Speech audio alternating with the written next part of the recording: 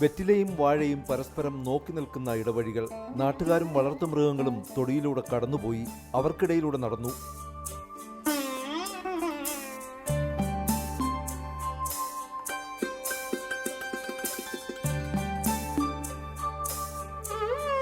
ഇത്തവണ എങ്ങനെയുണ്ട്? വേനൽ കൂടുതലാണോ? കടുത്തതാണോ? ആണോ? അതുകൊണ്ടാണ് ഈ തെങ്ങെല്ലാം ഈ കമുകെല്ലാം ഇങ്ങനെ നിൽക്കുന്നത്. അതെ, അതെയാ. അപ്പം കൃഷിയെ ബാധിച്ചിട്ടുണ്ടോ ഇതൊക്കെ? കൃഷിയെ വളരെയധികം ബാധിച്ചു. എന്തൊക്കെ കൃഷി ചെയ്യുന്നുണ്ട് ഇവിടെ? പച്ചക്കറി, വാഴ, പച്ചക്കറി, വെറ്റില കൃഷി. അതെ.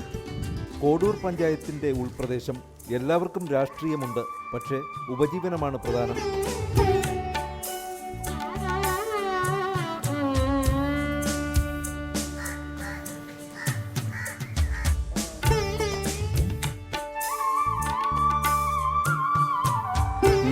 എങ്ങനെയുണ്ട് തെരഞ്ഞെടുപ്പ്?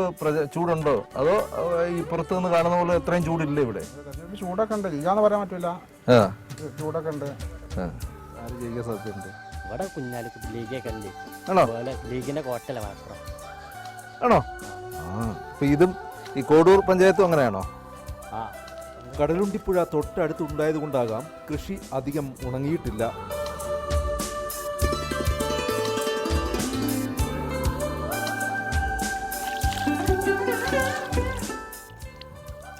കുടിക്കാൻ തോന്നുന്നു.